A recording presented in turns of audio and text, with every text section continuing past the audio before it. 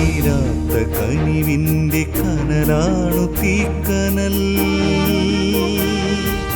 അണയുവാനൊരുങ്ങും ഈ ചാരത്തെ അഗ്നിയായി മാറ്റിടും തീക്കനൽ. തീക്കനൽ, തീക്കനൽ, തീക്കനൽ.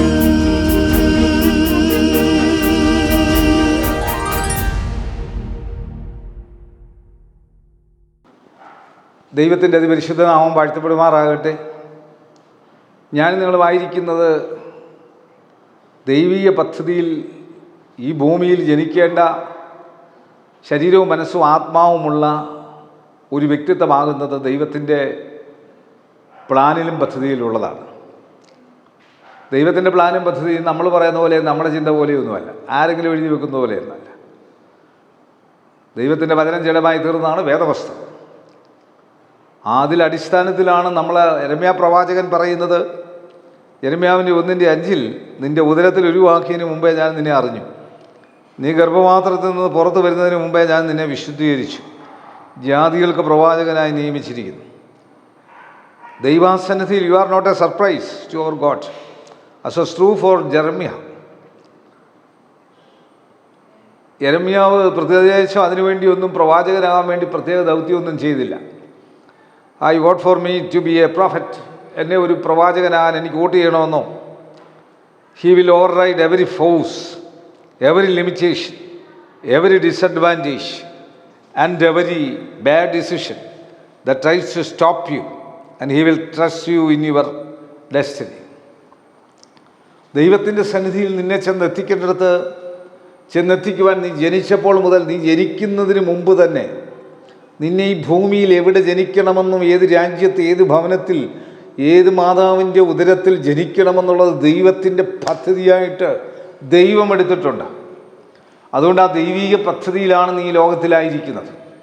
ദൈവീക പദ്ധതിയിൽ നീ ലോകത്തിലായിരിക്കുമ്പോൾ നിന്നെ വളർന്നു വന്ന് നിന്നെ വളർത്തിയെടുക്കുന്ന ദൈവത്തിൻ്റെ പരിശുദ്ധാത്മാവ് ആ യെരമ്യാവിനെ പോലെ നിസ്സഹായതയുടെ മറവിൽ തളർന്നു പോകാതെ കരയുന്ന വീപ്പിംഗ് പ്രോഫറ്റായിട്ട് ദൈവസന്നിധിയിരുന്നാൽ ആ യെരമ്യാവിനെ പോലെ നിനക്കൊരു പ്രവാചക ദൗത്യം നിർവഹിക്കുവാൻ നിന്നെ ഓരോരുത്തരെ ഓരോ ദൗത്യത്തിനാണ് നിർവഹിക്കുന്നത്.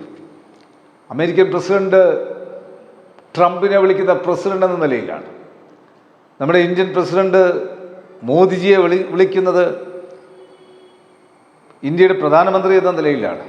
നമ്മുടെ കേരളത്തിലെ മുഖ്യമന്ത്രി ബഹുമാനമുള്ള ശ്രീ പിണറായി വിജയൻ സാർ അവറുകളെ മുഖ്യമന്ത്രി എന്ന നിലയിലാണ് വിരിച്ചിരിക്കുന്നത്.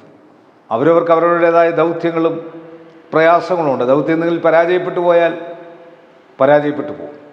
അതുകൊണ്ട് എന്നെ നിങ്ങളെ വിളിച്ചിരിക്കുന്ന ഒരു വിളിയുണ്ട്. ആ വിളിയുടെ മുൻപിൽ നടന്നോണം.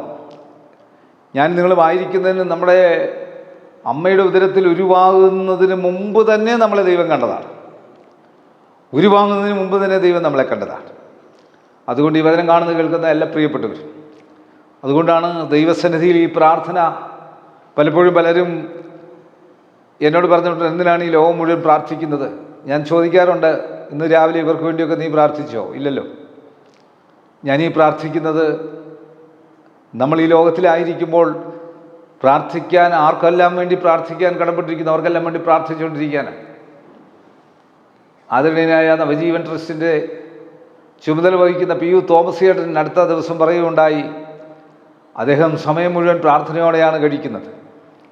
ആയിരങ്ങളെ തീറ്റിപ്പോറ്റുന്ന അദ്ദേഹത്തിൻ്റെ ആ വലിയ ശുശ്രൂഷ നടക്കുന്നത് പ്രാർത്ഥന കൊണ്ടാണ്. ജീവിതത്തിൽ പ്രാർത്ഥനയോടെ ദൈവസന്നിധിയിൽ ഇരുന്ന് മുൻപോട്ട് പോകുമ്പോൾ മാത്രമേ അതിലൂടെ അത്ഭുതം പ്രവർത്തിക്കുകയുള്ളൂ. ജീവിതത്തിൽ ഒന്ന് പ്രായോഗികമാക്കി നോക്ക്. നീ ദൈവത്തിൻ്റെ സന്നിധിയിൽ നിന്ന് പ്രാർത്ഥിച്ചേ. കുറഞ്ഞ പക്ഷേ ഈ പ്രാർത്ഥന ഒന്ന് കേൾക്കുകയെങ്കിലും ചെയ്തേ. ഈ പ്രാർത്ഥന കേൾക്കുമ്പോൾ തന്നെ അതിനൊരു ഭാഗമായി തീരുമല്ലോ. ഞാൻ എൻ്റെ മകളോട് ചോദിച്ചു, നീ എത്ര നേരം വേദപുസ്തകം വായിക്കും? അവൾ പറഞ്ഞു, ദാനിയേൽ പൂവണത്തിലച്ഛൻ്റെ 1 വർഷം കൊണ്ട് വേദപുസ്തകം വായിച്ചു തീർക്കുന്നൊരു പദ്ധതിയുണ്ട്, അതിനകത്ത് ഭാഗമാണ്.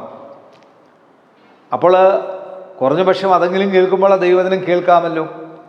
എന്നാൽ ദൈവത്തിൻ്റെ വചനം ധ്യാനിച്ച് വായിക്കുമ്പോൾ അതൊരു പ്രത്യേക ശക്തിയാണ്, പ്രത്യേക പവറാണ്. ഇത് പറഞ്ഞാൽ മനസ്സിലാകുക.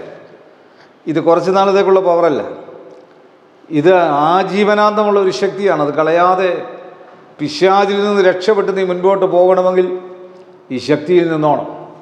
അതുകൊണ്ട് ബലപ്പെടുത്തുന്ന കർത്താവിൻ്റെ കരങ്ങളിൽ ഞാൻ നീ ഇവിടെ ആയിരിക്കുന്നത് ആക്സിഡൻ്റലൊന്നുമല്ല, അത് ദൈവത്തിൻ്റെ പദ്ധതിയും പ്ലാനുമാണ്. കണ്ണുകളടയ്ക്കാൻ പ്രാർത്ഥിക്കാം. കർത്താവ്, ഈ വചനം കാണുന്ന കേൾക്കുന്ന ഓരോ വ്യക്തി ജീവിതങ്ങളോട് നീ ഇടപെടണമെന്ന് പ്രാർത്ഥിക്കുന്നു. നിന്റെ മക്കളായിരിക്കുന്നത് മാനസിക സംഘർഷത്തിലും ഭാരത്തിലും പ്രയാസത്തിലും വേദനയിലും നിരാശയിലും കഴിയുന്നെങ്കിൽ അവർ ദൈവത്തിൻ്റെ പദ്ധതിയിലാണ് ഈ ഭൂമിയിലായിരിക്കുന്നുള്ളത് മനസ്സിലാക്കുവാൻ അവർക്ക് സാധിക്കണം. ഈ വചനം കാണുന്ന കേൾക്കുന്ന എല്ലാവരുടെ മേലും ദൈവത്തിൻ്റെ ശക്തി ഒരുപോലെ ഇറങ്ങണമേ. ഞങ്ങളുടെ മുഖ്യമന്ത്രി, ഗവർണർ, പ്രധാനമന്ത്രി, ലോകരാജ്യങ്ങളുടെ പ്രസിഡന്റുമാർ, പ്രധാനമന്ത്രിമാർ, വിവിധ സംസ്ഥാനങ്ങളുടെ മുഖ്യമന്ത്രിമാർ, MP-മാർ, MLA-മാർ, ബഹുമാനമുള്ള കോടതികൾ, വക്കീലുമാർ, ലോകമെമ്പാടും സുവിശേഷം പ്രഘോഷിക്കുന്നവർ, വിവിധ ചാനലുകളിൽ ജോലി ചെയ്യുന്നവർ, ഫോട്ടോഗ്രാഫേഴ്സ്, സ്കൂളുകളിലും കോളേജുകളിലും പഠിക്കുകയും പഠിപ്പിക്കുകയും ചെയ്യുന്ന അധ്യാപകർ, അനധ്യാപകർ, പ്രഥമാധ്യാപകർ, ജോലിയില്ലാതെ വിഷമിച്ച് കിടക്കുന്ന യുവതി യുവാക്കൾ, ബെഡിനായിട്ടുള്ളവർ, വിശ്രമജീവിതം നയിക്കുന്നവർ, വഴിയോരങ്ങളിൽ കഴിയുന്നവർ, ജയിലുകളിൽ കഴിയുന്നവർ,